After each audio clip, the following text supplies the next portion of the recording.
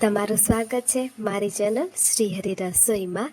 તો આજે હું તમારી સાથે એવી સરળ રેસિપી શેર કરીશ કે જે માત્ર ઘરની અંદર જે સામગ્રીઓ હોય છે તેની અંદરથી જ બની અને તૈયાર થઈ જાય છે। અને તેની ખાસ વાત એ છે કે તે પીઝા, બર્ગર, પાસ્તા બધાનો જે ટેસ્ટ છે તે એક જ આપણી આ નવી રીતે બનાવેલી ડીશની અંદર મળી રહે છે। તો આ આપણે રેસિપી જે છે તે વધેલી બ્રેડની અંદરથી બનાવવાના છીએ, તે પણ ખૂબ જ ઓછી સામગ્રીઓમાંથી। તો ચાલો રેસિપી શરૂ કરીએ। સૌ પ્રથમ મેં અહીંયા વધેલી બ્રેડ લઈ લીધી છે। તમારી પાસે જેટલી બ્રેડ જે છે તે વધી હોય તે તમારે લઈ લેવાની। તેના આપણે એક સરખા ચોરસ પીસીસ કટ કરી લઈશું। કદાચ તમારી પાસે બ્રેડ ના પણ વધે તો પણ હું તો એમ જ કહીશ કે બજારમાંથી બ્રેડ લઈ આવજો અને ત્યારબાદ આ રેસિપીને જરૂરથી ટ્રાય કરજો। પર્સનલી મને તો ખૂબ જ ભાવે છે અને હું આ ડીશ જે છે તે વારંવાર બનાવતી હોઉં છું, કારણ કે આપણે પીઝા, બર્ગર અને પાસ્તા બનાવવામાં ખૂબ જ સમય લાગે છે અને આ થોડીક જ વારમાં બની અને તૈયાર પણ થઈ જાય છે અને પીઝા, બર્ગર, પાસ્તાનો ટેસ્ટ પણ આપણને મળી રહે છે। તો એક વખત આ રેસિપીને ઘરે જરૂરથી ટ્રાય કરજો। અત્યારે હાલમાં વરસાદની સિઝન તો નથી, પણ કમોસમી વરસાદ જે પડી રહ્યો છે તેની અંદર આ ગરમા ગરમ જો બ્રેડનો નાસ્તો મળી જાય તો એની વાત જ કંઈ અલગ હોય છે। તો અહીંયા બધા બ્રેડના મેં પીસીસ કટ કરી લીધા છે અને તમે જોઈ શકો છો મેં અહીંયા ઝીણા ઝીણા ટમેટાં સુધારી લીધા છે, ડુંગળી કટ કરી લીધી છે, કેપ્સિકમ લઈ લીધા છે। તમારી પાસે જે વેજીટેબલ અવેલેબલ હોય તમારે એડ કરી દેવાના। ત્યારબાદ ચીલી ફ્લેક્સ અને ઓરેગાનો લઈ લીધો છે।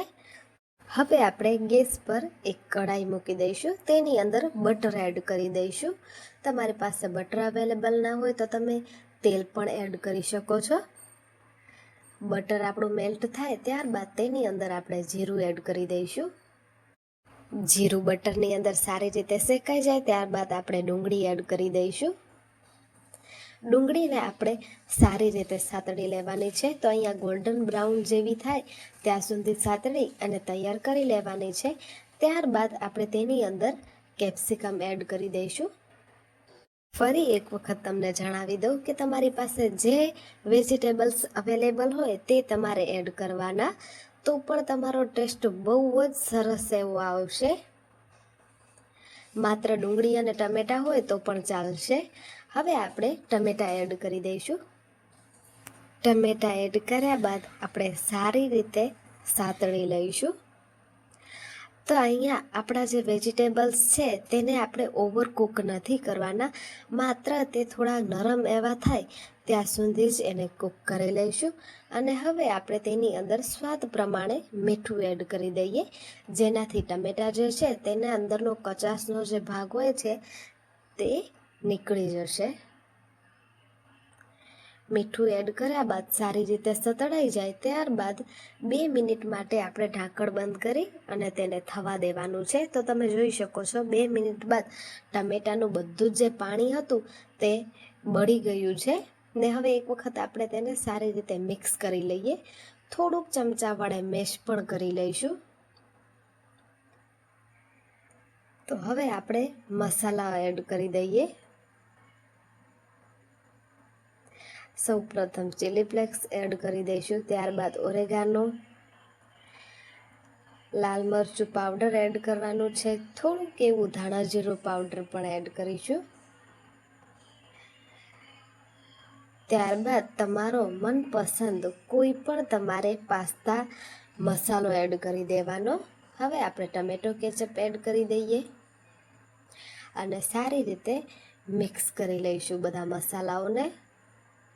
તમારી પાસે પેરી પેરી અવેલેબલ હોય તો પણ તમે એડ કરી શકો છો, તેનાથી પણ ખૂબ સરસ એવો ટેસ્ટ આવશે। તો અહીંયા આપણી પેસ્ટ તૈયાર થઈ ગઈ છે, તેની અંદર આપણે બ્રેડના ટુકડા જે કરીને રાખ્યા છે તે એડ કરી દેવાના છે। બ્રેડના ટુકડા એડ કર્યા બાદ આપણે સારી રીતે તેને મિક્સ કરી લેવાનું છે। તમારે ઉપરથી પાણી કે કાંઈ પણ બીજું એડ કરવાની જરૂરત નથી. સારી રીતે બધો જે આપણું પેસ્ટ જે ગ્રેવી બની અને તૈયાર થઈ હતી તે બ્રેડની સાથે મિક્સ થઈ જાય ત્યાં સુધી આપણે ચલાવી અને તૈયાર કરી લઈશું. અહીંયા આપણી જે રેડી થયેલી પેસ્ટ હતી તે સારી રીતે બ્રેડની અંદર મિક્સ થઈ ગઈ છે. હવે આપણે એકદમ ઓપ્શનલ છે ચીઝ એની ઉપર છીણી લઈશું. તેનાથી બહુ સરસ એવો ટેસ્ટ આવતો હોય છે. જો તમારી પાસે અવેલેબલ હોય તો તમારે એડ કરવાનું, નહીંતર તમે સ્કીપ પણ કરી શકો છો. જે પ્રકારે આપણે પિઝા પાસ્તાની ઉપરથી જેમ ઓરેગાનો અને ચીલી ફ્લેક્સ એડ કરે છે તેમ તમારે એડ કરી દેવાના અને ગરમા ગરમ એને સર્વ કરવાના. તો રેડી છે આપણી ટેસ્ટી, જોતાં જ ખાવાનું મન થઈ જાય તેવી મસાલા બ્રેડ કહી શકો છો તમે, તેને પિઝા બ્રેડ પણ કહી શકો છો. તમારે જે નામ આપવું હોય તે તમે આપી શકો છો. બસ આપણે તો તે જ જોવાનું છે કે તે ખાવામાં કેટલા ટેસ્ટી છે.